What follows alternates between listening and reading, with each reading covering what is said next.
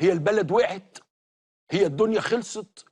هو مفيش حاجة، مفيش حل، ما ينفعش شيء يتعمل؟ هو خلاص كده النادي يتساب؟ او قولوا لنا المسألة بسيطة جدا، هو يقع فخلاص تبقى حادثة، نادي وقع، نادي وقع خلاص، يبقى في الخامس في السادس في السابع في الثامن، ينزل درجة تانية خلاص يقع بقى وخلاص. قولوا لنا انه النادي ده هيتساب لايه؟ عزبة، هيتساب لرحمة ربنا، هيتساب يجرى اللي يجرى فيه خلاص. بس قولوا لنا يا جماعه، علشان الواحد كل مدى يقول ايه؟ طب خلاص اللعيبه اتأيدت، طب خلاص هيجيبوا مدرب، طب خلاص طب قول لي، طب خلاص قول لي خلاص. انا والله هنشوف. مش عايزين نضايق حد، مش عايزين نعمل حاجه تطلع غلط بعد كده. طب وهتعرف امتى؟ هتعرف امتى ايه اللي يحصل؟ هنسال. المساله بقت غريبه جدا، اما تروح عند ده يقول لك لا اسال ده، اما تروح عند ده يقول لك لا شوف ده، لما تروح عند ده يقول لك لا نبقى نتكلم مع ده. طب ماشي يا جماعه، انتوا كلكم مالكمش راي. الراي عند مين؟ ما تكلمونا بصراحه، الراي في الموضوع ده عند مين؟ مين الباشا اللي عنده الراي في الموضوع ده؟ مين اللي هيقول لنا الحكايه ايا كانت؟ ابيض اسود بربوقي اي لون انتوا عايزينه، انما الطريقه دي النادي عمره ما كان كده يا جماعه. احنا عمرنا ما كنا كده، في اسوأ ظروفنا عمرنا ما كنا كده. الناس زعلانه، وعلى فكره لا بقى كره قدم ولا صالات ولا منصات ولا اي حاجه، النادي ما بقاش فيه حاجه، ما بقاش فيه حاجه خالص غير خناقات. احنا قاعدين في نادي، خناقات مجلس إدارة، خناقات رئيس النادي، المؤامرات، الدولة، هو مين اللي عملني، هو مين اللي وداني، المعركة الأسطورية مع محمود الخطيب. طب وبعدين؟ ناس عندها خلافات وعندها خناقات وعندها معارك، بس النادي في سابع سما. انت مستواك مش مقرب من حد خالص، خساير، خزنة فاضية، كل ما تيجي تتكلم يقول لك اصل الخزنه ما فيهاش فلوس. طب هو النادي ده مش ليه رعايه زي كل النوادي؟ النادي ده مش عنده بوتيكات واملاك ومش عارف ايه؟ هو النادي ده مش عنده اعضاء؟ الفلوس بتروح فين؟ على طول دلوقتي مفيش فلوس، على طول دلوقتي مفيش مدرب، على طول دلوقتي مفيش لاعبين، على طول دلوقتي مفيش اداء، على طول دلوقتي مفيش جمهور. وانا عايز اعرف الناس اللي لغايه دلوقتي مصره انه لا هو النادي عظيم، النادي جبار، بس هو فيه مؤامره. المؤامره منين؟ مؤامره على ايه؟ 17 ماتش اتغلبت 10، المؤامره جايه منين؟ مش عارف تجيب مدرب، المؤامره جايه منين؟ انت يوم خميس مشيت مدرب، يوم سبت رجعت المدرب تاني. هو في حد بيعمل كده؟ دي مؤامره؟ اللعيبه اللي انت جايبها اللي محدش فيهم عمل حاجه، دي مؤامره؟ الناس اللي انت مشيتها اللي هي كانت احسن لعيبه عندك، دي مؤامره؟ فين المؤامره؟ مؤامره على ايه؟ لا يا جماعه. او قولوا لنا بقى ايه؟ على فكره هو الموضوع كده يعني يمشي لوحده، وهم يعيشوا مع بعضهم ويقع ويتبهدل ويتكسر، واي حد عايز يعمل حاجه في النادي يعمل، خلاص حسبي الله ونعم الوكيل بقى، خلاص مش عايزينه يعني. بس ريحني بقى خلاص. تيجي تقول لي في ماتش بلاش اتفرج، تيجي تقول لي الجمهور في بلاش نروح، تيجي تقول لي ما يعني الزمالك هيعمل مش هيعمل انتخابات، هيجيبوا رئيس مش هيجيبوا رئيس، هيجيبوا مدرب، خلاص انتهى هذا عصر وانتهى. مش عيب؟ ياما حاجات بتسقط، النادي سقط خلاص انتهينا. او لا، احنا ناس عاقلين، ده مش نادي افراد، ده مش نادي بتاع حد، اللي موجود ده مجرد مدير لإرادة الجمهور وإرادة الدولة. فالإصلاحات هتكون 1 2 3، هنجيب مدرب 1 2 3، ياما فرق بتتعثر ويجي لها مدرب ويجي لها حاجة، إنما احنا اللعيبة والله الماتش بتاع امبارح ده لما اتفرجت النهارده لو هم سايبينه ما كانش هيتعمل كده. لو سايبينه ما كانش هيتعمل كده خالص. ومع احترامي للبنك الاهلي يعني اهو 10 هزايم و3 انتصارات والباقي طبعا تعادلات. او يا جماعه ببساطه شديده بيعوا اللعيبه بقى وظبطوا النادي بقى من جوه مطاعم وحمامات وبتاع ومش عارف ايه وحاجه كده وخلاص، ما بيبقاش عندك نشاط اسمه كره القدم ولا كره سله ولا كره يد ولا اي حاجه، لانه ما بيبقاش في شيء. لم يعد هناك شيء الا الخناقه الكبيره. مصر قاعده على الخناقه الكبيره، ودلوقتي رجعت الخناقه الكبيره تنتهي من اول وجديد تاني. هو ما فيش غير كده، الخناقه انا ولا انت، هو مين اللي عملني مين اللي طب والنادي محدش فاهم حاجه يعني. وانا ارى انه مش طرف واحد اللي مخطئ، كل الاطراف مخطئه كلها، لانه في حاله سلبيه جوه النادي وبره النادي ومن الدوله ومن وزاره الرياضه ومن كل الناس، حاله سلبيه شديده، وكل يوم هو في شأن، كل يوم هو في شأن. هنشوف، لا لسه لما نروح فين، طب تعالى نلف وارجع تاني، لا هو القانون بيقول كده، لا هو القانون ما بيقولش كده، لا هو في اللائحه الاسترشاديه، لا الاسترشاديه ملغيه. دي دوله دي ولا يعني ده قانون ولا مدينه ملاهي ولا مرجيحه؟ اشمعنى الزمالك؟ ما عندنا 17 20 نادي تاني، اشمعنى الزمالك اللي عامل كده؟ كل النوادي عندها مشاكلها وعندها ازماتها الماليه، انما ليه بالشكل، ليه احنا بس اللي بالشكل ده؟ ده بس سؤال.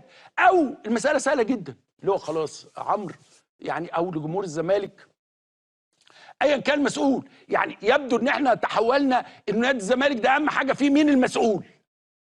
احنا نادي كوره بس ما بنلعبش كوره، احنا نادي العاب صالات بس ما بنلعبش العاب صالات، احنا نادي مش عارف بس احنا مالناش دعوه بالموضوع ده. طب لينا دعوه بايه؟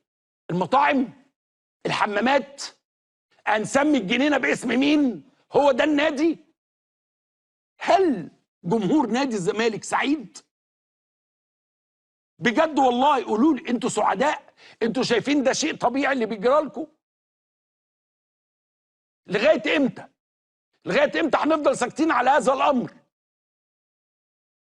انا لا عضو في نادي الزمالك ولا مرشح نفسي ولا واقف ورا حد في انتخابات ولا عايز حاجه، انا بسأل بس سؤال، والله لو هو الموضوع مش موجود يعني لو ما فيش حاجه خلاص، انا بقى ايه، اتفرج بقى على بقيه ماتشات الدوري، اتفرج على الدوري الانجليزي، اتفرج على الدوري الاسباني، اشوف المغرب وهي بتغلب البرازيل وهي مستنيه تلعب بيرو بعد كده، اتفرج على كوره حلوه وخلاص واتسلى. بجد بقى شيء مهين، بقى شيء بايخ، بقى شيء شكله وحش. السؤال، مين عايز ايه؟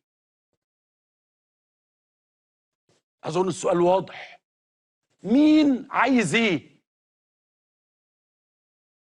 ده فوق ده كله وطلع ناس يقول لك ايه، الدوله واقفه جنب نادي الزمالك، واقفه كمان كده؟ دي كده واقفه؟ امال لو قاعده تبقى عامله ازاي؟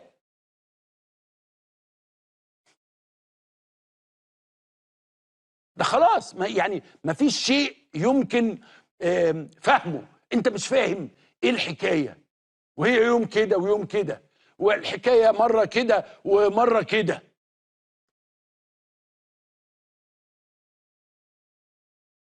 تتوقع هيئة الأرصاد الجوية أن يشهد اليوم الاثنين استمرار الارتفاع في درجات الحرارة، ليسود طقس معتدل الحرارة في الصباح الباكر على كافة الأنحاء، شديد الحرارة رطب نهارا على القاهرة الكبرى والوجه البحري والسواحل الشمالية للشرقية وجنوب سيناء وجنوب الإصعيد، حر على السواحل الشمالية الغربية، معتدل رطب ليلا على كافة الأنحاء.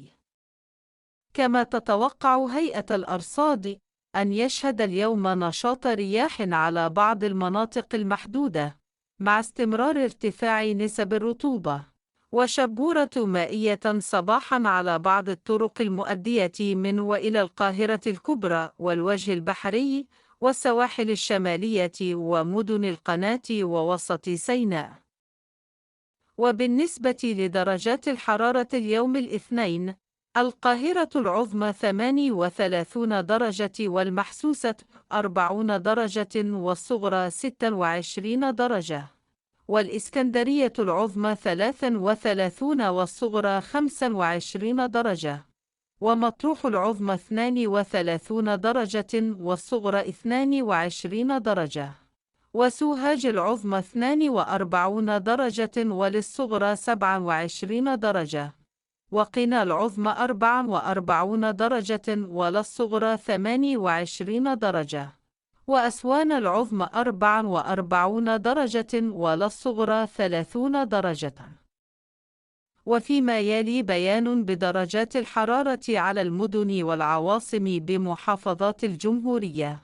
درجات الحرارة في القاهرة الصغرى 26 والعظمى 38 درجات الحرارة في العاصمة الإدارية الصغرى 25 والعظمى 38 درجات الحرارة في 6 أكتوبر الصغرى 25 والعظمى 39 درجات الحرارة في بنها الصغرى 26 والعظمى 38 درجات الحرارة في دمنهور الصغرى 26 والعظمى 38 درجات الحرارة في وأد النطرون الصغرى 25 والعظمى 38 درجات الحرارة في كفر للشيخ الصغرى 25 والعظمى 37 درجات الحرارة في المنصورة على الصغرى 26 والعظمى 37 درجات الحرارة في الزقازيق الصغرى